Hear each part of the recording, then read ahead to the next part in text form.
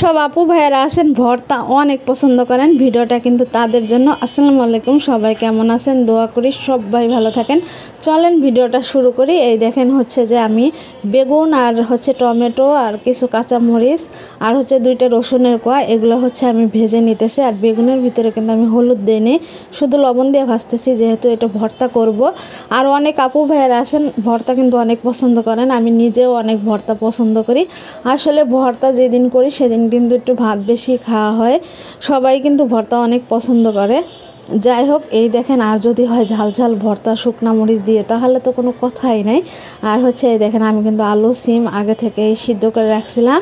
এরপর হচ্ছে এই দেখেন শুকনা মরিচগুলো সুন্দর করে মানে মেখে নিছি, শুকনা মরিচ আর হচ্ছে যে লবণ আর সরিষার তেল দিয়ে সুন্দর করে মেখে নিয়ে তারপর হচ্ছে যে বেশ কিছুটা উঠায় রাখছি, যেহেতু মানে পুরাটা দিতে হবে না, দিলে হচ্ছে প্রচুর ঝাল হয়ে যাবে। অল্প একটু দিয়ে হচ্ছে এই যে দেখেন ভর্তা করতেছি। এই ভর্তাটা এত মজা।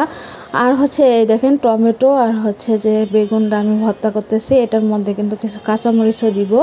আর হচ্ছে এই ভর্তাটা এত মজা, গরম ভাতের সাথে খাইতে যা বলার মতো না।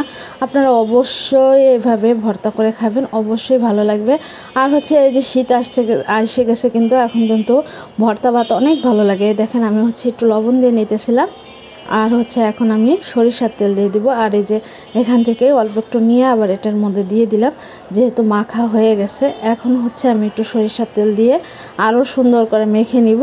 আর দেখেন কত ভালো লাগতেছে। আর এখন দেখে কিন্তু আমার ভয়েস দিতে আসে হচ্ছে আবার খাইতে ইচ্ছা করতেছে।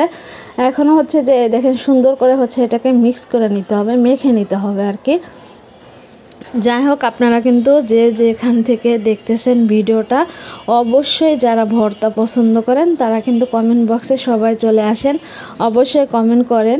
এই দেখেন হচ্ছে ভর্তাটা আমি হাত দিয়ে দেখাই দিতেছিলাম কতটা মানে মিক্সড হয়েছে, ভালো হয়েছে আর কি। আর হচ্ছে এই দেখেন পুরা ভর্তাটা, একটা হচ্ছে শুকনা মরিচ আর হচ্ছে কাঁচা পেঁয়াজ সরিষার তেলের ভর্তা, আর হচ্ছে এখানে আছে হচ্ছে আলু আর হচ্ছে সিমের ভর্তা, আর এখানে আছে হচ্ছে বেগুনের আর হচ্ছে টমেটোর ভর্তা। মানে এত মজা লাগে, মানে যা বলার মতো না। আপনারা অবশ্যই সেমভাবে এভাবে করবেন, অবশ্যই ভালো লাগবে। আর হচ্ছে বেগুনটা পুড়িয়ে ভর্তা করলেও কিন্তু ভালো লাগে, কিন্তু গ্যাসের চুলায় পোড়ানো একটু ঝামেলা। এই জন্য হচ্ছে যে আমি গ্যাসের চুলায় হচ্ছে যে সব ভেজেই ভর্তা করি, বা এমনি সিদ্ধ দিয়েও ভর্তা করি। সিদ্ধ দিয়ে ভর্তা করলে কি হয়, ওই যে পানি ভাবটা থাকে, ওটা আবার চিপে নিতে হয়। যাই হোক, ভর্তাগুলো কেমন লাগলো অবশ্যই জানাবেন। সবাই আমার পাশে থাকবেন, আমি আপনাদের সবার পাশে আছি। আসলে জোর করে তো কখনো কিছু পাওয়া যায় না, আর জোর করে যেটা আপনি পাবেন ওটা হচ্ছে অবহেলা, ওটা কখনোই ঠিক না।